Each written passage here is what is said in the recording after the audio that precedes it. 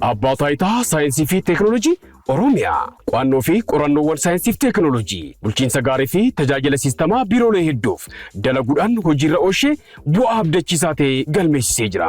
Hojii daataa seentarii fi Oromiyaa dijitaalisuuf siistamoota hedduu misoomsuun magaalota smaart gochuu keessatti shoora olaanaa taphachaa jira. Musaajiiwwan appilikeeshinoota siistama hojii kenniinsa tajaajila ammayyeessan biiroolee hedduuf misoomsee hojiirra oolchee jira. Argannoowwan saayinsii fi teekinooloojii qonnaan bulaa fi horsiisee bulaa keenyaaf fayyadan misoomsuu fi madaqsuun hojii boonsaa hojjechaa jira. Kaaffee saayinsii magaalota hedduu keessatti ijaare wiirtuu kalaqaa ta'uun dargaggoota hedduu oomishaa jiru. Teekinooloojiiwwan damee dinagdee fi fayyaa darbees kanneen biroo deeggaran qorannoo fi qo'annoodhaan deeggaramee misoomsuun hojiirra oolchee bu'aa qabatamaa galmeessisaa jira. Ammas bu'aawwan saayinsii fi teekinooloojii hanga ammaatti argateen daran babal'isee hojiirra oolchuun biyya saayinsii fi teekinooloojiin keessatti dagaagee ijaaruuf kutannoodhaan hojjechaa jira. Abbaa Taayitaa Saayinsii fi Teekinooloojii Oromiyaa. Galatuma asham alaamanni isaa namni xinnaa guddaa jaarsaaf jaarti. Kun Riittaa Shoodha. Har'as keessummaa jabaa ta'e tokko isiniif affeeree jira. Ispoonsarri sagantaa kiyyaa Abbaa Taayitaa Saayinsii fi Teekinooloojii Oromiyaati. Qo'annoo fi qorannoowwan saayinsii fi teekinooloojii ka biyya keessaa fi ka biyya alaa madaqsuu fi misoomsuudhaan Abbaa Taayitaa hawaasa keenyaaf hojii boonsaa hojjechaa jirudha. Keessummaan har'a isiniif affeeree makaanikaal inda siviil injiinar kan ta'e Kabbadaa Taaffaseeti. Egaati Kabbadaa Taaffasaanii makaanikummaa kana wajjin wal qabatee nama muuxannoo guddaa qabudha. Maashinoota xixiqqoo irraa hanga gurguddootti nama akka waliigalaatti diigee deebisuu danda'udha. Waggoota muraasa dura duubatti gaafa deebinu kitaaba maashinoonni biyya alaatii galan akkaataa itti fayyadamuu dandeenyu irratti gara afaan Oromootti hiikuudhaan nama kitaaba yookaan maanuwaalii qopheessee hanga aanaatti raabsedha. Darbees haala fayyadama isaa ogummaa isaa makaanikummaa kana wajjin wal qabatee viidiyoo zaa tokko ol dheeratu nama VCD qopheessee qonnaan bulaa keenya gargaaruudhaaf nama shoora olaanaa taphateedha. Garuu maqaan isaa hin beekamu. Har'a waggoota dheeraa booda iyyaafadhee bira ga'ee jira. Maashinoonni biyya alaatii galan haala itti fayyadama isaanii afaan nu galuu danda'uun keessumattuu paampii kana wajjin wal qabatee makaanikoota aanaalee garaagaraa godinaalee Oromiyaa keessaa walitti dhufaniif maashina kana hiikuu kan suuphuu leenjicha anis qaamaan deemee ilaaluu carraa argadheen ture. Keessumattuu mootummaan ammaan tana inisheetivii qamadii kana wajjin wal qabatee bal'inaan itti deemuudhaaf karoorfatee jira waan ta'eef waan kana immoo galmaan geessisuudhaaf maashinoonni biyya alaatii paampoonni hedduu qonnaan bulaan keenya itti fayyadamuu danda'u biyya alaatii gashuudhaan haalli itti raabsaa jirus hin jira.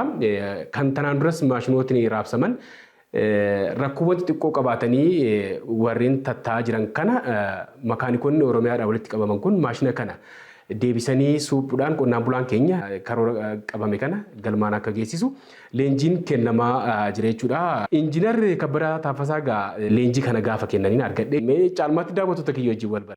Eshi galatoomaa isinis istuudiyoo keessatti naaf feertanii muuxannoo hubannoo inni qabuu fi ogummaa inni qabu akkan uummata kiyyaaf qoodu akka naaf feertan ulfaadhaan jedha. Maqaan kiyya Kabbadaa Taaffasaan jedhama.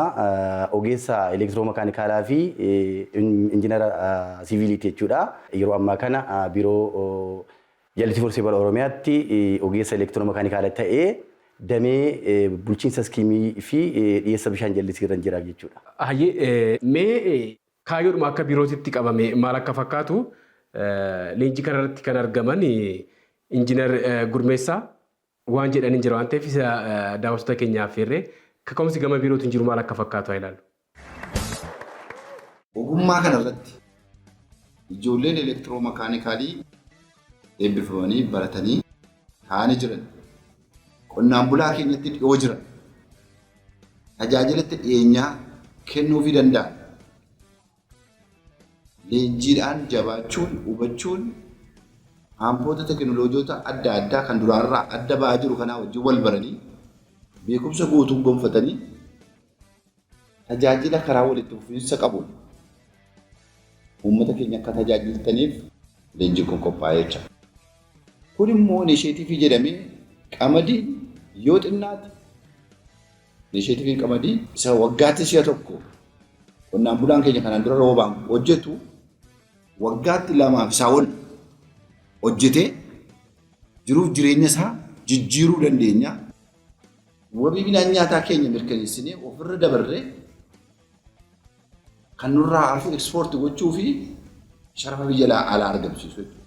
Paampii kana seetaappii isaarraa kaafnee, instaaleeshinii isaarraa jalqabnee, opereeshinii isaarraa jalqabnee, yoo inni rakkoo uumame suphuu isaarraa jalqabnee ogummaa barbaadaa jechuudha.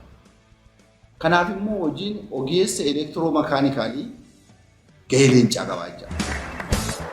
Ayyee, mee injiinar, leenjiin kun maal poorshinii akkam leenjii akkamiiti maal irratti xiyyeeffata?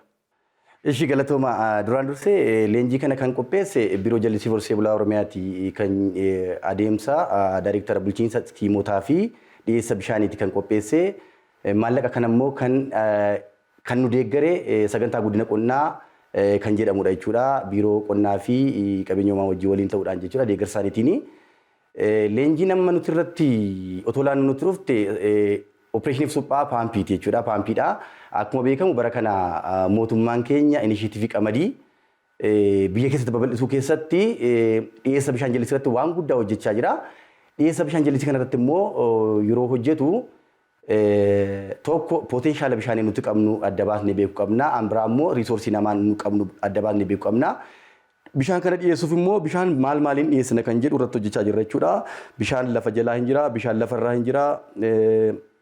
Kan bokkaas hin jira jechuudha. Kanaaf eeggattummaa roobaa kana jalaa bahuuf immoo teekinooloojiiwwan akkasii kana qonnaan bulaa keenya keessa akkuma beekamu haalli qilleensa biyya keenya jijjiiramaa jirti waan ta'eef gara kanatti deemaa jirra waan ta'eef qonnaan bulaa keenya biraa paampota barreen darbanii alatti bara kana qofa paampota bishaan sadarkaa maatiitti paampota 16,000 olitti binnee riivolviingi fandiidhaan biiroon keenya rabseera jechuudha.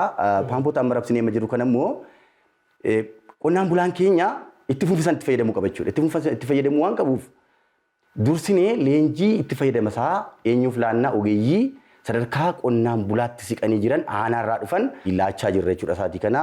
Sababiin isaa akkuma beekamu maallaqa guddaatiin maallaqa sharafa alaatiin meeshaan gurguddaa biyya keenya keessa galee opereeshinii suphaasaa haala maanuwaalis haala itti fayyadamsaa ta'uu wallaalee iddoo baay'eetti laamshee mana mootummaa keessatti qonnaan bulaa keenya keessatti baay'ee jira waan ta'eef dursinee qonnaan bulaa keenya qabuudhaaf dhibbatti rakkoo kana hiikuu yoo baanne godina 15 irraati kan waamne godina 15 kana namni tokko godina tokko yoo tajaajile rakkoo itti fayyadamaa kana furuu dandeenya waan jennuuf biiroon keenya kana qopheesse jechuudha. Biiroo keenyas baay'ee galateeffachuun barbaada. Maaliif akka salphaatti miti maallaqni leenjii kanarratti bahu maallaqa ulfaataadha.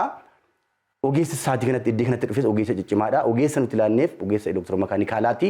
Haala danda'amaa ta'een yeroo filannoo gaggeessinu ogeessa dhufee nu harkaa fudhatee gadi bu'ee immoo uummata kana tajaajiluu danda'u waan warra jedhu irrattidha kan leenjii kana laanne. Tarii maashinoota kana akkasitti gaafa hiiktee barsiistu gaafa ilaalu hojjechuudhaaf maaltu rakkisaa ta'e dandeettiin rakkoon nama baratee keessumattuu waan ammaanii argee kan hojii wal qabate badaa argaa hin jiru waan ta'eef modifaayi godhanii hojjechuun haalli itti danda'amu hin jira laata? Ulfaadha amma akkuma isin jettan biyyi keenya rakkoo qabeenya humna namaas hin qabdu rakkoo riisoorsiis hin qabdu jechuudha. Garuu maa inni rakkoon jiru riisoorsii adda baastee baasuu fuulduratti baasuu kanadha rakkoon kan jiru. Kanaaf namoonni ana caalaa fooyya'aa ammanii waan baay'ee waan guddaa hojjedhan jedhu ganaan hojjedha uummata kootii fi namoonni ana caalaa otoo fuuldura kanatti dhufanii carraa akkasii argatanii namoonni ana caalaa waan fooyya'aa jiran jiru jedhee yaada.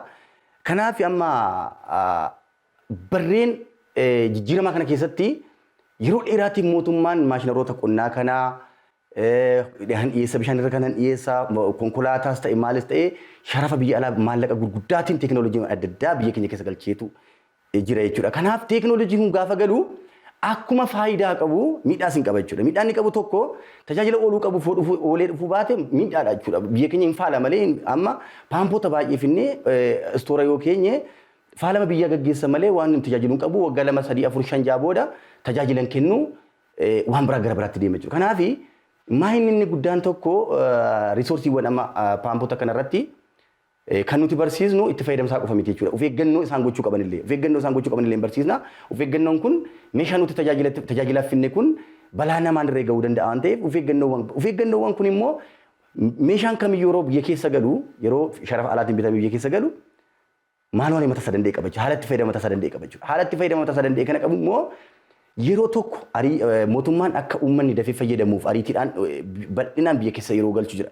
Yeroo tokko immoo haala namoonni satoo sana hubatiin uummanni keenya akka salphaatti itti fayyadama jedhee biyya keessa gadi galchuu jedha jechuudha. Amma yoo fuunee amma makiinonni gurguddoon akka biyya keenyaatti beekaman Siinotiraakiin jalqaba garuu biyya keessa galan balaa gurguddaa gaggeessan jechuudha. Sababiin isaa Siinotiraakiin ani akka ogummaa kootti akkan tilmaametti amma Siinotiraakiin biyya keessa gale makiinaa addaa, makiinaa gaarii, makiinaa salphaatiin suphamu danda'udha jechuudha. Garuu maa inni goggaa galuu shufeerota keenyaaf haala qilleensa biyya keenyaa haala teessuma lafa keenyaatiin leenjiin hin laatamne jechuudha. Otoo leenjiin laatamee ta'e naman lubbuu namaa hamma kana leen dhabnu ture jechuudha. Kanaaf meeshota ijaarsaa, meeshota qonnaa, meeshota waan kana biyya keessa galchinu kun otoo dursamee akka ammaatti sadarkaa qonnaan bulaatti sadarkaa ogeessa dhimmi isaa laallatuutti warra hojii uumanii garaajii qaban warra hojii dhuunfaa hojjetanitti otoo haalli itti fayyadamasaa kenname tokko uummata keenya akka salphaatti tajaajiluu dandeenya, qisaasama maallaqaallee hambisuu dandeenya. Isin egaa iddoo baay'ee gahuudhaaf carraa qabdu nama miidiyaa waan ta'aniin argitu biiroowwan mootummaa keessa dhaabbatuma gurguddoota keessa konkolaataan dhufanii otoo guyyaa tokko illee socho'uun kan dhaabbatan jiru wanta tokko jiru waan ta'eef isaan kun maalirraati kan ka'e sababni kun uumamu haala itti fayyadamasaa biyya keessa yeroo galu wajjin leenjiin akka hin laatamnedha. Amma kaampaaniin tokko maal godhaa gaafa mi'a tokko bitee biyya tokkoof kennu haala itti fayyadamasaa kaampaanii sanarraa nama ergeetu ogeessa naannoo sanaatiif leenjii hin laata jechuudha. Kanaaf inni guddaan amma nuti kana hir'isuudhaaf kan deemaa jirru jechuudha. Kan biraa jalqabas kaaseen jira haalli tanaan dura ati maanuwaalii itti qopheessitee fi viidiyoo waraabdee qonnaan bultoota keenya deeggaruudhaaf haalli itti deemte muuxannoo guddaadha. Yeroos waan ati dalagdee kanaaf namoonni viidiyoo isaa qonnaan bultoonnis ta'e hanga aanaatitti maanuwaaliin kun hin jira waan ta'eef injiinar viidiyoo kanaa fi kitaaba kana qopheessan isaa waan ta'eef guddaa galatoomi siin jaa. Haala kitaaba sanii yookaan maanuwaalii sanii fi viidiyoo sanitti hojjettame na yaadachiise. Bara waggaa 7 dura dhaabbanni biiroo jallisii Horsee Bulaa Oromiyaa otoo hin ta'in biiroo bishaan albuudaaf enerjii waggaa jiru damee jallisii deeggaruu tokko ture jechuudha. Dhaabbanni kun dhaabbata Smith jedhama. Daayireektarri isaa Yohaannis Galataa jedhama. Dhaabbanni kun jallisii sadarkaa maatiitti amma jallisiiwwan gurguddaa miti sadarkaa amma uummanni keenya baay'inaan uummata keenya bira jiru jallisii sadarkaa maatiitti waan ta'eef maal gochuu qabna waan jedhu karaa namaa na beeka ture waliin mari'annee maanuwaalii paampota faana dhufan afaan ingiliffaan dhufe kana akkaataa salphaatti qonnaan bulaan keenyaaf galuu danda'utti maanuwaalii kana yoo hiikne maal ta'a waan jedhu waliin mari'annee maanuwaalii kana ani akka hiiku godhee inni immoo na deeggaree idit goonee karaa dhaabbata isaanii maxxanfamee biiroon bishaan albuudaaf enerjii yeroo sana damee jallisii keessa naan jiru jallisiin biiroon misooma jallisii yeroo sanaa qonnaan bultoota aanaa Oromiyaa keessa jiran hundaaf viidiyoo sa'aatii tokkoof daqiiqaa 5 qabu wajjin viidiyoo maxxansee qonnaan bulaa keenyaa bira gaheera jechuudha. Kanumallee amma kan sirrii namni miidiyaa kana si ilaalaa namicha kana na deeggarees akkam fuulduratti ba'u godhees Yohaannis Galataa injiinar Yohaannis Galataa nama PhD isaanii barachaa jiru. Baay'ee namaan na gorsanii barumsa kollee kan fooyyessu akka mooraalii godhadhu yoo kaffaltii dhabe uummata kiyya kaffaltiin tajaajilli uummanni narraa argatu kaffaltii akka ta'u akka uummanni na galateeffatu sadarkaa sanatti akka nu badhee akka guddadhu kan na godhan isaanidha. Obbo Yohaannis Galataa baay'een galateeffadha. Kitaaba sana gaa maal goonee afaan Oromootti hiikne jechuudha. Afaan Oromoo bara sanatti afaan Oromootti hiikuun hin ulfaata.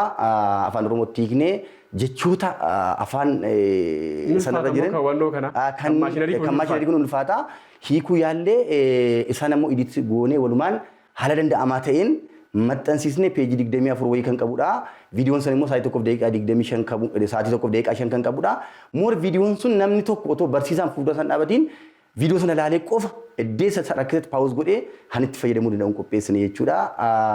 Yeroo sana kaffaltiin naa kaffalame durgoodha jechuudha. Durgoo oolmaa naa kaffalame durgoo oolmaa naa kaffalamee nan hojjedhe garuu akkuma isiniin jedhu viidiyoon kun amma sa'aatii kana immoo akka haaraatti ta'eet uummanni keenya irraa fayyadamaa jira. Kaffaltiin kun kaffaltii uummataati. Uummanni tajaajila koo argatee gammadee yeroo narraa tajaajila argatu waan akka kaffaltiitti borus egaa jireenya koo gara fuulduraa keessatti kana dhayee yaada kitaaba kana ta'e viidiyoo kana kaffaltii tokko maleedha kan hin qopheessee uummata kiyyaaf gumaache jechuudha. Qonnaan bultoonni keenya hin rakkatu jettee dursitee akkasitti yaaduudhaan kaffaltii tokko malee waan viidiyoo kana kitaaba guddaa kana hojjettee biizinasii osoo yaadiin hawaasa keetiif waan san gumaachuu keetiin guddaa galatoomi siin jaa. Tokko biizinasiidhaaf kan hojjetu hin jira. Biizinasii namni jibbu hin jiru normaalii. Garuu ammoo jalqaba rakkoon hawaasa kiyyaa maali? Maashinarii amma jedhamu kana hin argata. Garuu akkaataa itti fayyadamuu isaatu maashinoota kana umurii isaanii gabaabsee biyyas naannoos akka waliigalaatti qonnaan bulaa keenya hin miidheedhanii waan sanitti battamatti gara maallaqaatti osoo hin yaadin jalqabamee wanni kun hawaasichi itti fayyadamu qonnaan bulaan itti fayyadamu jettee waan guddaa gooteetta waan ta'eef guddaa galatoome qaama si hojii waa kana hojjetallee galatoome jechuu ni barbaada. Leenjii amma kennaa jirtan kanarraa maaltu eegama? Biiroolee hedduu keessatti maashinoota miidhama xiqqaadhaan akkasitti dhaabatanii hafan. Deeggaruu irratti gama biiroo keessaniin siis injiinaroonni akka biiroolee ciccimoo akka damee keessanitti akka jiran nan beekaa. Wanti isin yaaddan hin jiraa? Walumaa galatti akka tiimii mana sana maanaajmentii mana sanaatti wantoota tokko tokko wanti mari'achaa jiru jira jechuudha. Wanti nuti mari'achaa jiru maa inni sadarkaadhuma biiroo irratti teenyee ogeeyyiin ana qofa miti ogeeyyiin elektiroomekaanikaalaa nama baay'ee jira kutaa sana keessaa namoonni dandeettii cimaa qaban anaa olis jiru jechuudha. Kutaa sana keessa jiru kanallee uummanni akka beeku akkatti fayyadamuu barbaada. Ogeessa gosa adda addaa jira keessattuu kutaa sana keessatti elektiroomekaanikaalaa wal qabatee ogeessa ciccimoo mana sana keessa jira jechuudha.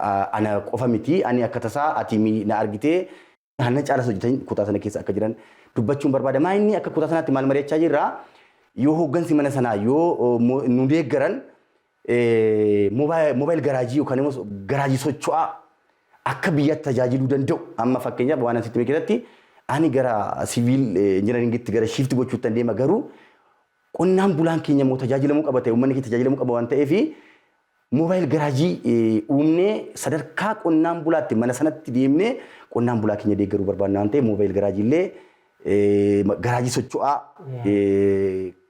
konkolaataa irratti kan hidhamee tiimii tokko qabatee mana qonnaan bulaa keenya maasaa qonnaan bulaa qe'ee qonnaan bulaa keenya keessatti hojjechuudhaaf karoora akka qabnu qaamni ilaalatu isin deeggaruu qaba jedhee nu deeggaruu qaba. Hooggansi mana sanaallee ilaalcha kanaan qaba waan ta'eef kana gochuuf wantootni nu barbaachisu jira mootummaanis nu deeggaruu qaba maaliif akkuma isiniin jedhame egaa inisheetiivii qamadii kana baay'inaan hojjechaa jira dhiyeessa bishaaniiti qonnadha waan hojjennu jallisiidha waan hojjennu waan ta'eef uummata keenyaaf horii keenyaaf seektarri keenya even biqiltuuf qofa miti horiif illee jechuudha biiroo jallisii horsee bulaati kan jedhamu horsiisee bulaa keenya illee amma sa'aatii kanatti jallisiidhaan biqiltuu oomishachuu qaba nyaata horii oomishachuu qaba sadarkaa sanatti oomishachuu qaba waan ta'eef uummata keenya gammoojjii keessa jiru sanallee jechuudha bira qaqqabuudhaaf moobaayil garaajii socho'aa kana waan ta'e akka mana sanaatti waan nuti mari'achuu jira waan ta'eef akka nu deeggaran isinis qaama nu deeggaruu danda'u yaadaanis bakki nu barbaachisuu danda'a maallaqni nu barbaachisuu danda'a humni namaa kanaa olii nu barbaachisuu danda'a waan ta'eef namni miidiyaa kana hordofu hundillee kana dhaga'ee akka nu deeggaruun barbaada ergaan kana jedhee leenjii kanarraa maal eegna waan jetteef leenjii kanarraa akkuma fuuldura sanatti argite ogeessa ciccimaa dhufe ogeessi sadarkaa aanaatti jiru kun leenjii kana fudhatee leenjii kana dabalataan viidiyoo kana fudhatee viidiyoocha dabalataan immoo kitaaba bara sana hojjenne sanallee fudhatee waan fooyya'uu qaburree fooyyessee gadi bu'ee uummata keenya akka tajaajiluudha kan barbaannu bakka nuti qaqqabuu hin dandeenyetti jechuudha. Oromooyaan bal'oodha. Bakka nuti qaqqabuu hin dandeenye akka qaqqabanidha. Aamshuur argiteettaa shaayillee deemaa yoo shaayillee deeman ture. Saatii ishee hoggaa galu saatii laaqanaa hoggaa saatii laaqanaa hin deeman ture jechuudha. Fedhii baay'ee godhataniitidha kan hojjechaa turanii. Kanadha kan eegnu. Jenereetaroonni yookaan maashinoonni akkasitti xiqqaama oomisha biyyattiitti deemaa jirtu kanaaf godatti kukkufee jiru kana deebisanii akkasitti suphuun baasirraa hambisuun illee irraa eegame jechuudha. Maaliif qonnaan bulaa waan kana hin qabu waan xiqqoo jalaa miidhamee kan lafa kaa'ee illee hin jiru waan ta'eef. Maashinoonni kun amma akkuma beekamu waggaa dhufan biyya keenya keessaa nu bira hin dhufu nuti akkuma nu bira dhufeen gara qonnaan bulaatti akka gadi bu'u godinaalee raabsina. Godinaaleerra hudhaawwan tokko tokko hin jiru godinaaleen istoora keessa waggaa 2-3 kaa'u. Kan achi immoo daayireektii amma egaa sarkulaarii waan darbee bara kana qamadii bal'inaan waan hojjenneef nuti illee istoora isaanii sakattaanee wantoonni bara duran warreen dheeraa jiranillee akka gadi banii hojii hojjetan waan goonee fi maalinni wanti jiru qonnaan bulaan amma gadi bu'anii kanarraatii akka isaan hambisuu qabanidha waan goonu amma meeshaaleewwan eddeeddatti kukkufanii jiran ammati jettee fi yoggaa dhufu biyya alaatti galaa poortii dhufee achi wadabaarraa dhufee biyya keessa galaa erga biyya galee nu bira galaa mana kuusaatti illee rakkoon isa mudatu hin jira jechuudha mana kuusaa keessatti amma meeshaawwan kana daayireektii akkuma amma nuti kan leenjisnu jechuudha. Gosnoowwan suphaa jiru. Gosni suphaan beeknu keessaa tokko karoorfannee kan suphinu jira. Hambiraa maanuwaaliin kan suphamu jira. Achi immoo erga rakkoo uumee kan suphamu jira jechuudha. Kanaaf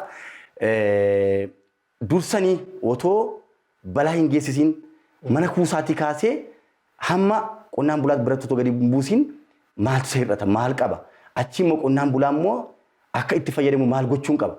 Maalan deeggaruu qaba. Maalan ilaaluu qaba jahaan jedhu akkas akka ta'udha jechuudha. Maaliif amma waan baay'ee ilaalanii jechuudha. Amma waan salphaa wantoonni lubbuu qaban ileestoora keessatti bofti keessa gala mana bishaanii keessa hantuunni keessa gala waan biraa keessa galu mana kuusaa keessatti sibiilonni adda addaa keessa galu haaraadha jennee fuunee har'a yoo tarak goone meeshaa sana itti fayyadamuu caalaa hindaamsheessinen dhabamsiisna waan ta'eef kan biraa immoo amma ani yeroo baay'ee maayinni kanan sodaadhu qonnaan bulaan keenya yoo teekinooloojiin tokko biratti kufe qeesaa keessatti tokko kufe qonnaan bulaan naannoon sana jiru teekinooloojiin kun isa nabratti kufeera. Abqee abbaa baluu irratti kufeera. Isaati xurumbaan itti himturra isa san gurratti walitti wal dhaga waan ta'eef teekinooloojiin keenya illee hin kufa jechuudha. Kanaaf maayinuuti adaraa kan jennu teekinooloojiin keenya akka hin kufne haalli itti fayyadama keenya akka hin kufne itti fufiinsi kun akka jiraatu waan amma jalqabne kun bara nama qamadii heektaara miliyoona tokko qonne jenna. Qonneera dhugaadha argameera. Wantoonni rakkoon tokko immoo jiru rakkoo sana furree teekinooloojiin keenya akka nu harkatti kufe akka itti fufiinsa gosanidha waan eegnu waan ta'eef I'm sure ani maalan jedha yeroo leenjii suroo baay'ee keessatti tokko ufiif jedha leenji'a. Biizinasii mataa keessanitti lammata tajaajila uummataaf jedha leenji'a. Uummata gaafa tajaajiltu uummanni si galateeffata. Farda sii fe'a si jaalata. Fuulduratti baata. Waan jedhu qaama intini kanaan kan leenjisnu. Godinaalee hundaaf aanaa tokkorra nama afuriif namoota 60 lakkaaniif leenjii laanneerra jechuudha. Keessa nama afuriif leenjii laanneerra jechuudha. Opereeshiniif suphaarratti jechuudha. Ammatti qonnaan bulaa keenyaaf wanti ariifachiisaanii fi karoora mootummaan qabate kanaaf harka isaa irratti kan jiru meeshaa amma jenne kana ogeessi mootu haga dhumaatti waan bareedaa ta'e gaafa barsiisan argeen jira waan ta'eef rakkoowwan kana battalumatti hiikee karoora akka hin gufanne gochuu irratti gahee olaanaa qaba waan ta'eef leenjiin kun qaama qopheessillee carruma kanaan galatoomaa jechuu nu barbaada. Dandeettii waan qabdu akkas gochuu keessatti gahee olaanaa qabda si qofaa miti hiriyoonni si wajjin jiran illee kutannuudhaan gaafa waan kana leenjiftan argeen jira. Hayyooti deebinee jirra Riittaashoo Televiziyoona Faanaatiin daawwachaa jirtan ispoonsara kiyya abbaa taayitaa saayinsii fi teekinooloojii Oromiyaa qorannaa fi qo'annaawwan saayinsii fi teekinooloojii kan biyya keessaa fi kan biyya alaa madaqsuu fi misoomsuudhaan abbaa taayitaa hojii boonsaa hojjechaa jirudha. Guddaa galatoomi jaani.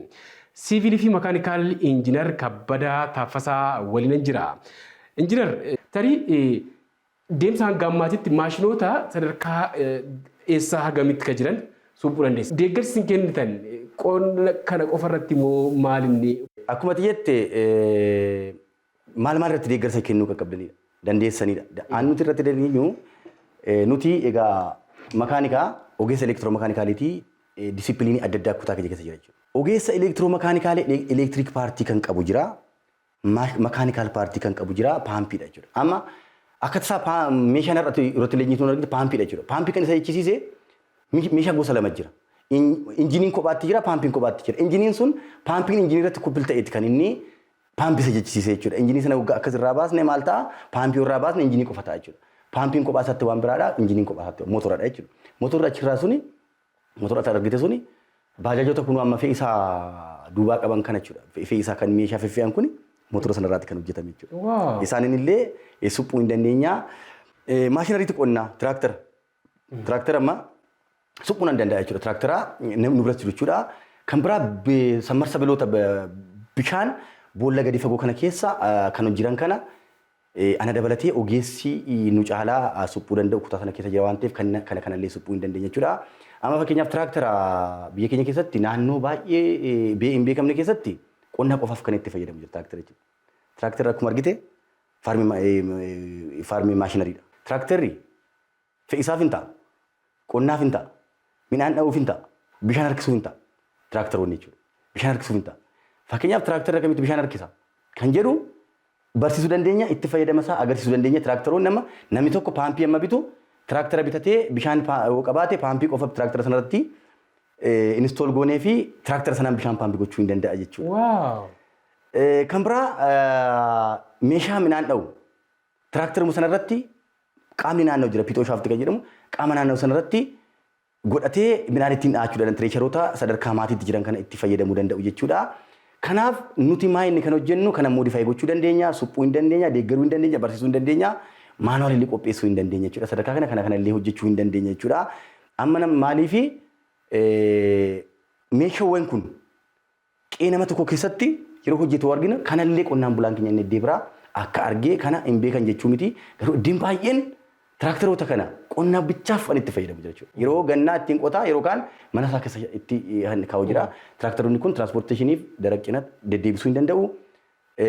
Bishaan paampii gochuu hin danda'u yeroo jallisii achi immoo darbanii immoo midhaan dha'uu hin danda'u jechuudha. Kanaaf isaan kanallee suphuu hin dandeenya. Kan biraa maashiniin kamiyyuu biyya keessa gaafa galu aamshuur jedhan amanaa ogeessi biyya keessa kana hojjechuu danda'u baay'ee jira jechuudha. Sababii ogeessi kanarraa baqatu tokko sitti himu. Tokko dadhabbiisaaf kaffaltii isaa waliin ilaallatu. Kanaaf namni karaa salphaa karaa ittiin duroomuu danda'u yookaan mataa fudhatee yookaan karaa biraa dhaqee daldala seeraan alaa daldalee waan biraa ta'ee seeraan alaa keessa galee namni gara sanatti deemuu barbaada jechuudha. Maali dugda dhukkubsachuun barbaada. Amma yoo argitu baay'ee dhaabbattaa aduu keessa dhaabbattaa dugdeessi dhukkubsaa sheedii keessatti miti maasii qonnaan bulaa irratti hojjettaa namni kanan barbaadu jechuudha. Kanaaf ogeessota sadarkaa kanatti irratti jiran immoo duratti yuunivarsiitii Adaamaa kanatti automobile injinaringii jedhama. Jarmoota kan na barsiise. Waan ati achi keessatti jedhamu tokko jira ture. Dipaartimentii wajjin wal qabatu gaafa eebbifamtu qofa suufii uffattaa gaafan eebbifamuu hirribaana kaasii maali jedhamee dipaartimentii keessatti warri ittiin namoonni wal aarsan tokko jira jechuudha. Makaanika gaafa taatu yeroo hunda tuuttaa kan uffatu. Yeroo hunda hojjaa xurii kan uffatu, yeroo hunda harkisaa qulqulluu kan hin taane, hojjaansa qulqulluu kan hin taane sadarkaa sanatti amma namni yeroo baay'ee nama baankii hojjetu suufii uffatee karabaata godhatee akkasaan nuti workshooppii keenya niit gochuu dandeenya jechuudha. Kanaaf tokko kaffalti amma namni yeroo baay'ee yeroo kana ogummaa kanaan abdeet gochaa jiru uummata tajaajilurraa sadarkaa mana mootummaa taa'ee amma mana mootummaa yoo taate uummata bal'aa bira gahuu dandeessa. Mana mootummaa hojjetu. Garuu hojii kee gaafa abdii kuttee mana mootummaatii baatee gara sadarkaa mana keetti shifti gootee immoo nama muraasa kan ati tajaajiltu waan ta'eef kanadha rakkoon ta'e waan ta'eef amma waan ati na gaafatte keessatti meeshaawwan hanfayyaa kana jetteetta kan qonnaa kana jetteetta kan liiftii amma biiroowwan tokko amma dhuftee liiftiin isaanii gaafa wal harkaa fuudhin isaan hojjeta isaa boodan hojjetu amma fooqii 8ffaa 7ffaa 5ffaa lukaan baata jechuudha. Namni si gaafatu jiraate kanallee hojjechuun hin danda'ama waan ta'eef akkuma isin jedhe disiipiliiwwan adda addaa qaba. Disiipiliiwwan adda addaa inni qabu kana ogeessi tokko ogummaa tokko otoo hin bu'iin wal deeggaree ani waan hin danda'u achi keessaa nan qaba. Ani waan hin dandeenye immoo achi keessa jira waan ta'eef wal deeggaree sadarkaa uummata keenya ceessuu hin dandeenya waan ta'eef ammas irra deebisee sisteemaa rakkoo nama biratee hin qabnu. Rakkoo nama biratee otoo hin taane rakkoo riisortii keenya adda baasuutti kan qabnu waan ta'eef ogeessi kun immoo akkuma jettee akka abdii kutee keessaa hin baane. Akka ogummaa biraatti shiftiin goone mootummaan deeggaruu qaba jechuudha. Amma waan otoo hin dubbatiin hin dabare tokko jira. Bara 2000 fi naannoo 97-98 kolleejiin kana qofa leenjisu akka Oromiyaatti fi akka biyyaatti naannoo meeqa akka ta'e hin beeku Oromiyaatti Asallaa Foolisoo irratti leenjifama ture jechuudha. Tokko elektiroomakaanikaal teekinooloojii, small scale irrigation and drainage, water supply and sanitation fiildiin jedhamu kuni barnoota waggaa 4 laatamaa ture jechuudha. Barnoota waggaa 4 laatamee ijoolleen kun gadi bobba'an waggaa 4 baratan.